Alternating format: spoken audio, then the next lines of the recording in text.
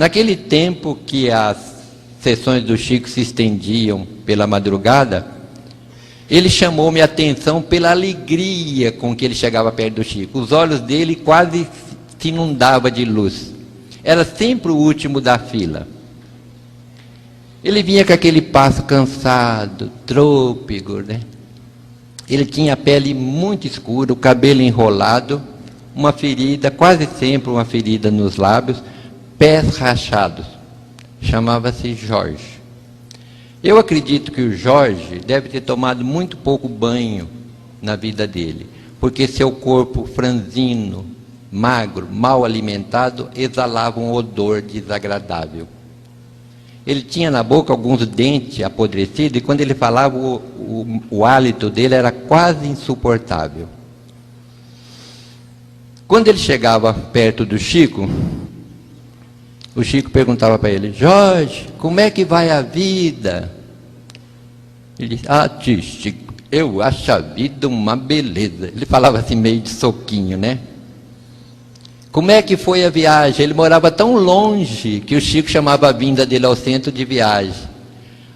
Tio Chico, eu vim parando debaixo das árvores, olhando as flores que Deus plantou. O que você mais gosta de olhar, Jorge?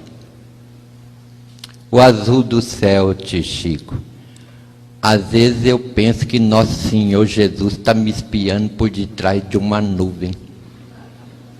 E o Chico conversava com o Jorge 5, 10, 15 minutos. Eu falava: meu Deus, por que o Chico não diminui o tempo do Jorge? E dá mais tempo às outras pessoas. Teve gente que viajou milhares de quilômetros, veio de Fortaleza, Manaus, e ele mal pegou na mão dele, ele perde tanto tempo com esse cara aí. Mais tarde eu fui entender que somente o Chico Xavier seria capaz de parar para ouvir e entender o Jorge. Ninguém lhe dava atenção. Quando ele chegava perto dos espíritas, foi a única vez na vida que eu vi todos os espíritas ser tão caridosos. Eles enfiavam a mão no bolso, davam um trocado que era para ele sair de perto. Então ele ia comprar pipoca, guaraná, doce, ele tinha uma capanga, ele jogava tudo dentro da capanga, dinheiro que dava, depois ele dava um nó. Aí eu falei: bom, agora acabou. Aí o Chico falava: agora o nosso Jorge vai declamar uns versos. Eu chegava até a me virar na cadeira assim, né? Aí o Jorge declamava 2, 3 versos. Eu falava: agora acabou. Aí o Chico falava assim: agora para as nossas despedidas, declama aquele que eu mais gosto. Ele falava: qual, tio Chico? Aí o Chico falava: aquele da moça que você ia roubar. Ele falava assim: tio Chico, eu já me lembrei. Ele tinha um paletó de casimira, ele botoava o seu único botão apertando aquele corpo sofrido, né? Naquela hora da madrugada, o centro do Chico continuava esfervilhando de gente. Todo mundo queria ver a conversa dele com o Jorge, né? Aí o Jorge olhava para ver se estava todo mundo olhando para ele e sapecava assim, inflado de orgulho: menina, penteie o cabelo, joga as tranças para cacunda, queira Deus que eu não te leve de domingo para segunda. O Chico ria, a gente ria, o Jorge ria, mas mesmo assim o riso do Jorge era um riso dorido, porque os lábios dilatavam, a ferida sangrava. Aí ele se aproximava do Chico e dava uma importância para ele, que nesses anos todos eu nunca consegui ver. Ele jogava dentro do embornal e amarrava.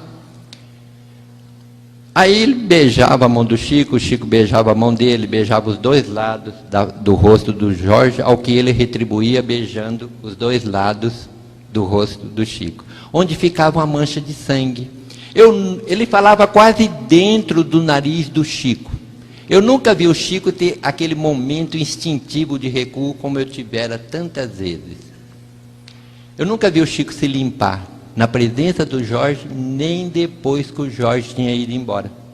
Eu que muitas vezes na casa lá do Chico pegava um pano de prato, molhava na torneira e limpava o que nós chamávamos carinhosamente de o beijo do Jorge.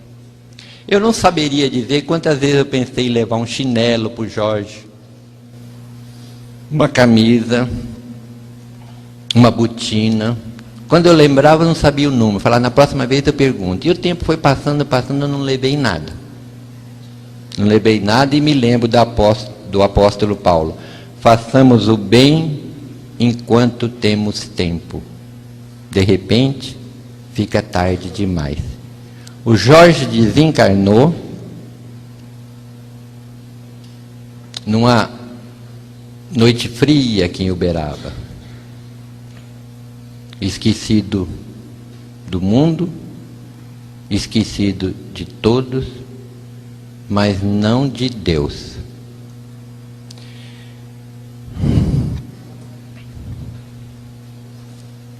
Contou-me o Chico Xavier que a personalidade sublime de nosso Senhor Jesus Cristo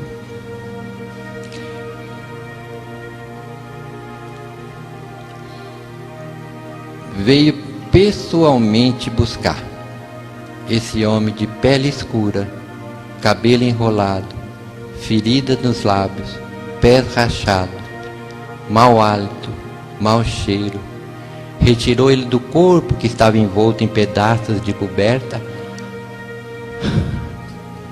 aconchegou-o de encontro ao peito e voou com ele para o espaço, como se carregasse o mais querido dos seus filhos.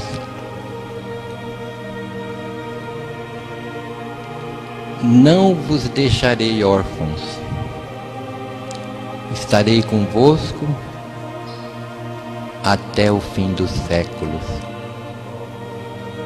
Ele não faria uma promessa que não pudesse cumprir.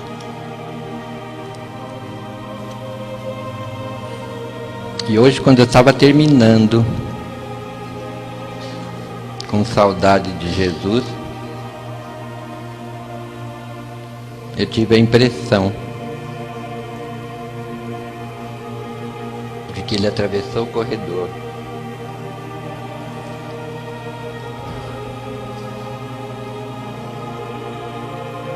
chegou até perto dessas flores e disse: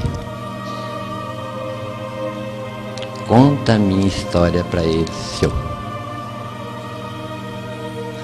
Eu nunca soube o que era esse senhor que ele me chamava, né? Um dia eu sonhei com ele e eu falei assim: ô Jorge, o que é esse senhor que você fala? É senhor? É seu, a forma deturpada de senhor? Ele tinha um jeito de olhar assim meio para baixo, né? Eu falava: senhor para mim quer dizer senhorzinho.